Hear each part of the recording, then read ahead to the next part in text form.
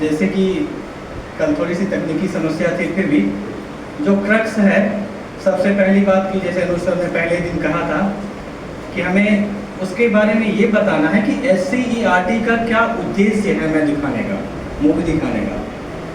उसका परम उद्देश्य है हमें जागृत करना। जो शिक्षा व्यवस्था में कुछ ड्रॉबैक्स हैं, कुछ उसके पॉजिटिव पॉइंट्स हैं, उसके बारे में बताना।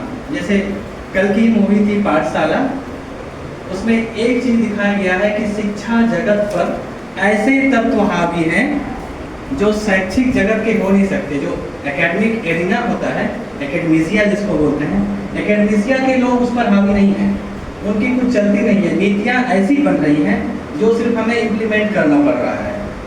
कल वो जो हमने देखा मूवी के दौरान, कल हमें साथ में दिखाया गया था नीचे के हॉल में, उसमें स्पष्ट परिणति ये दिख रही थी कि जो शिक्षक हैं जो उसको ऐसे मुकाम पर पहुंचाना चाहते हैं, उनके लिए कितनी बाधाएं होती हैं।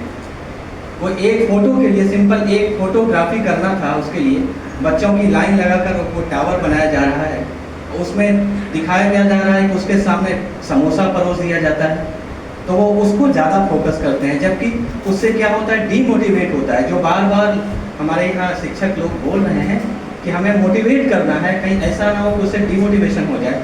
ठीक वैसी ही स्थिति वहाँ दिखाई दे रही थी। यदि हम शिक्षकों को अपने अनुरूप जो शिक्षा जगत को जितनी ऊंचाइयों पर, जिस स्तर पर पहुँचाना है, वैसे छोड़ दिया जाए, तो मुझे तो यही सीख मिला। हालांकि बहुत ज़्यादा सीख ले नहीं पाता हूँ, लेकिन जो सीख मिली है मुझे यही स्थिति है कि उसमें यदि हमें हमारे अनुकूल काम करने दिया जाए तो हम शिक्षक जितने कैपेबल हैं कि शिक्षा जगत को बहुत ऊंची ऊंचाइयों तक पहुंचा सकते हैं। बहुत बहुत धन्यवाद। सबों का आशीर्वाद बना रहे हम पर।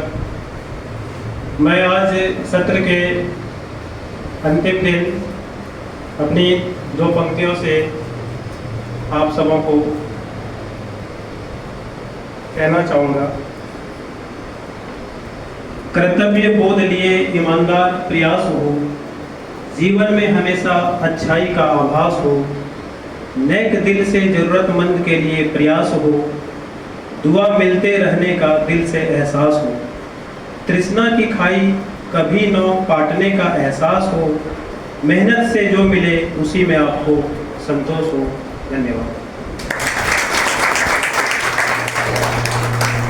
इनकी बड़ी जिम्मेदारियां हैं और अभी अनंत काम करने हैं। इस संबंध में मुझे रॉबर्ट फ्रॉस्ट की एक स्टैंजा याद आती है, oats are lovely dark and deep, I have promises to keep, miles to go before I sleep, miles to go before I sleep. यानी संक्षेप में समझे कि हमको तब तक आगे बढ़ते रहना है जब तक कि हम अपने उद्देश्यों की प्राप्ति नहीं कर लें। और उद्देश्य कितने हैं हम सभी अच्छी तरह से समझ रहे हैं।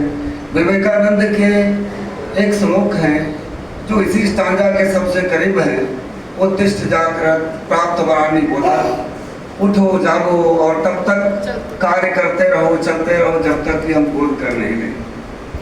इनसे जहाँ तक कोई बात है, हम मुख्य रूप से यह कहना चाहते हैं कि शिक्षा का मुख्य उद्देश्य चरित्र निर्माण है। जितने भी विद्वान हैं, मनीषी हैं, शिक्षा शास्त्री हैं, व्यक्तिगत तौर पे मुझे सबसे अधिक यदि शिक्षा के परिभाषा से हम उनके करीब पाते हैं और लगता है कि सबसे अच्छी परिभाषा शिक्षा पर उनकी दी गई है, तो वो है स्वामी विवेकानंद। शिक्षा के संबंध में उनका कहना था, we want the education by its character reforms, strength of mind is increased, intellect is expanded, and by which we can stand on one's own feet। अर्थात हमें ऐसी शिक्षा की आवश्यकता है जो चरित्र निर्माण पर बल दे, जो मस्तिष्क की शक्ति बढ़ाए, जो हमारे आंतरिक गुणों का विकास करे तथा उसके आगे हमें अपने पैरों पर खड़े होने का सिखाए। धन्यवाद। मैं 5वें दिन की जो मूवी है, मैं 5 दिन का मैंने एक कंक्लूजन लिखा था जो कि मैं शेयर करना चाहती हूँ कुछ पंक्ति से, क्योंकि बहुत सारी मूवी दिखाई, चौक एंड डस्टर, पाठशाला, फिर तारे जमी पे, तो मेरे हिसाब से एक सारांश निकल कर आई है, मेरी अपनी सोच है कि विपत्ति में विरोध में अटल रहो, अटिग रहो, विषम समय के चक्र में साहसी प्रबल रहो, विषम समय के चक्र में साहसी प्रबल रहो, तपा है जो जला है जो चमक उसी में आई है, तपा है जो जला है जो चमक उसी में आई है, विषम समय के चक्र में साहसी प्रबल रहो, विपत्ति में विरोध में अडिग रहो, अटल रहो। बस एक लक्ष्य साध कर गगन की ओर उड़ चलो, घटा घिरी अटूट हो, घटा घिरी अटूट हो, मगर साहसी प्रबल रहो, विपत्ति में विरोध में अडिग रहो, अटल रहो। मुझे लगता है कि मूवी के ही सारांश है कि कितनी भी विकट समस्याएं, परिस्थितियां आए, लेकिन जो आपका लक्ष्य है, उद्देश्य है, उसको एम बना के रखना है और उस एम को प्राप्त करना है। धन्यवाद। सुप्रभात। डायट बागा के प्रातःकालीन चेतना सत्र में अभी आपने मूवी के ऊपर निष्कर्ष सुना।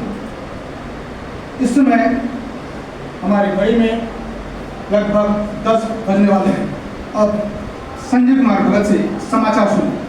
पहले मुख्य समाचार, फिर विस्तार से। नेपाल में शीर्ष नेता नजरबंद, अंतरिम पीएम पर गतिरोध।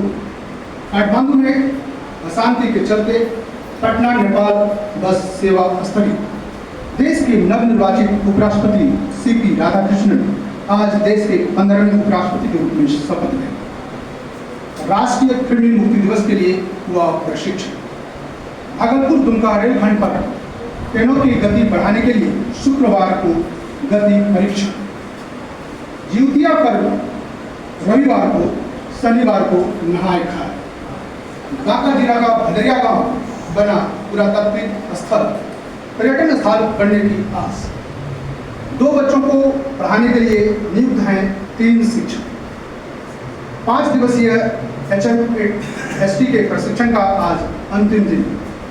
यह समाचार डायट बांका के प्रशिक्षण केंद्र से प्रसारित किए जा रहे हैं। अब समाचार विस्तार से।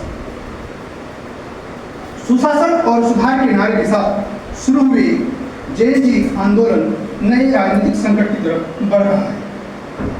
जेएनजी आंदोलन के विभिन्न समूहों में अंतरिम प्रधानमंत्री के नाम पर गतिरोध पैदा हो गया है। जहां सुशीला कार्की की उम्र बाधा बन रही है, उन्हें बालेंद्र साहब पीछे बैठे हैं। कुलमान किसी का नाम उछाल है। 5 दिवसीय बांका डायट के प्रशिक्षण का आज अंतिम दिन है। प्राचार्य अनुज वर्मा ने यह सूचना दी है कि 4:05 अपराह्न पर आज प्रशिक्षुओं को अंतिम बायोमेट्रिक हाजिरी बनेगा। 4:30 तक सभी अपने घर को प्रस्थान कर पाएंगे। समाचार समाप्त। धन्यवाद।